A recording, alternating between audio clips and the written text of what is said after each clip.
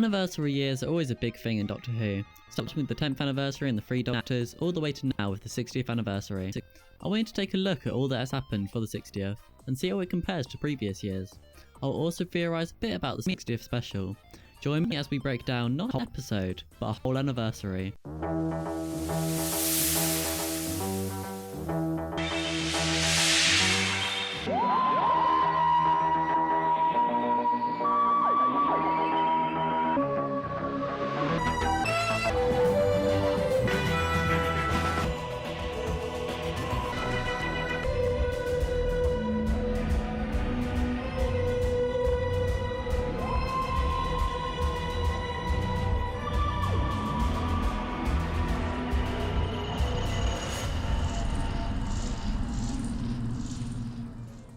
This whole year in fact has been wild. There have been so many releases and content to talk about. I think it's best to start at the beginning. The year started strong with the announcement of the Season 9 collection box set. This makes sense, it was probably as close to the 10th anniversary as they could get, as they had already released Season 10 back in 2021. Along with this came an awesome trailer, a story-like one like they'd had for the Season 2 and Season 22 box sets, set around the companions after the Doctor. This had become the precedent for trailers to come. Alongside this came the infamous mirror rumour of the missing episodes animations returning, stating that the Wonder Woman Menace and Smuggler would be animated. More on that later. This all started the year off strongly, but slowly.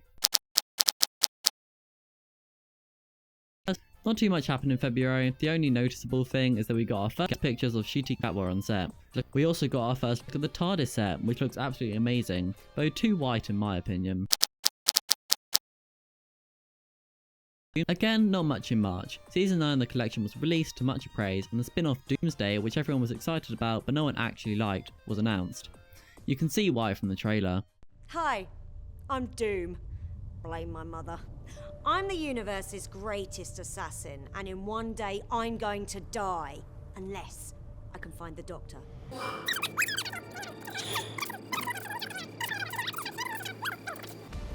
24 hours.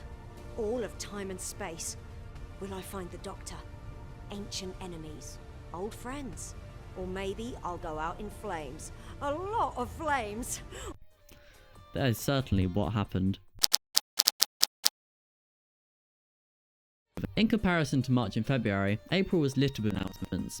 First of all, the announcement of Doctor Who Unleashed, the successor to Doctor Who Confidential, a behind-the-scenes show after every episode of Doctor Who. The return of Murray Gold, the composer for Russell T Davies, and Stephen Moffat was also big news, and yet more pictures of Ncuti Gatwa on set. Russell T Davies released a cryptic Instagram post that sent the world into a swirl. It appeared to tease the Paternoster gang, returning with these 4 emojis. It was also announced that Jinx Monsoon will be playing someone from the 4th Doctor era. We still don't know anything about that after the initial announcement. Additionally, the names of the 3 special episodes were announced, but the Christmas special's name was not, and still hasn't been announced. June started well with the announcement of Bonnie Langford, who played Mel in the classic series, returning to Doctor Who alongside Ncuti Gatwa. Russell T Davies released another piece of cryptic info with 3 words to expect in season 15 of Doctor Who, being Garden, Firmament, and Diploma. Still no words on what any of that means. There was also the announcement of Philip Morris discovering 9 missing episodes in private hands and claiming he was working on returning them, but nothing has become of it just yet. July started well with the announcement of the Season 20 collection box set, the biggest so far, complete with every episode with updated CGI, apart from the King's Demons, which I'm still annoyed about. It also has the longest teaser trailer so far as well, containing essentially a whole mini-sode of Doctor Who, complete with a whole intro instead of a generic pan over landscape like the previous 3 seasons. There was also the reveal of David Tennant's new sonic screwdriver, a kind of mix between the 10th, 11th and 12th Doctor's screwdrivers. There was a huge rumour about missing episodes coinciding with June, with 9 episodes were added to the Apple TV Doctor Who BritBox listing, complete with synopsises, before being promptly removed. They were The Mythmakers 2 and 4, The Smugglers 2 and 4, The Skylanders 2, and The Space Pirates 4, 5 and 6. What makes this interesting is that in none of these circumstances the episode's full, as would be expected if it were a mistake, and none of these were animated. Also noticeably is none of these are particularly liked episodes. I'm looking at the Space Pirates and the Mythmakers here. So these being intended to possibly stir up Doctor Who fans to look at Apple TV would have been an interesting choice. As of now, nothing more has been said about this. Also less related to Doctor Who, but still important, is the unveiling of a new Patrick Troughton blue plaque as old school. In August, we had the shocking announcement of the Smuggler's sensor clips being colorized, which no one saw coming, and alongside the Underwater Menace being animated. This coincides perfectly with the Mirror article in January, though the Smuggler's wasn't animated, only colorized. They also announced an upscaled HD Blu-ray release of Series 1 to 4 of the modern series, as those series were recorded in standard definition, not high, so they look out of place against the rest of the modern series now. The only thing big that happened in September was the release of the Season 20 box set. Something very big happened in October, however. The Whoniverse was announced, bringing nearly everything Doctor Who to BBC iPlayer. Things such as the classic series, the Sarah Jane Smith Adventures, Torchwood, Doctor Who Confidential, Doctor Who at the Proms, etc, etc, including a new show, Tales of the TARDIS. More on that in a bit. There was also a new 60th musical celebration made, which showcased the new Doctor Who theme tune. And we finally get to now, November, by far the biggest month for Doctor Who, possibly ever.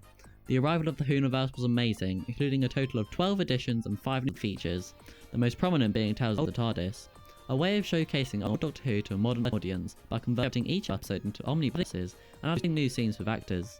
This is amazing, and there's a lot of stuff that not even BritBox had, like Who's Doctor Who and Doctor Who Confidential. Alongside this is the actual return of the show. Firstly, the Children in Need special, as well as the announcement of the first Dalek story in colour, which is showing later today.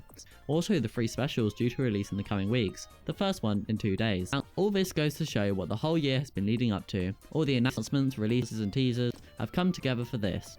Truly the biggest and maybe best Doctor Who anniversary. However, I have a feeling the actual 60th anniversary episode, while still being very good, may not be an anniversary like previous years, i.e. not multi-Doctor. It may still be packed with references, but other than that it may be lacking. This is mainly because of the Power of the Doctor being, in my opinion, the perfect anniversary title, and so 2 in a row is kind of hard to do, and a bit too much. Looking at the Star Beast, I think it will be noticeably less impacting than the previous anniversaries. Needless to say, it is still something to look forward to. Thank you for watching. If you enjoyed this video, please leave a like and consider subscribing as it helps out a ton. Bye!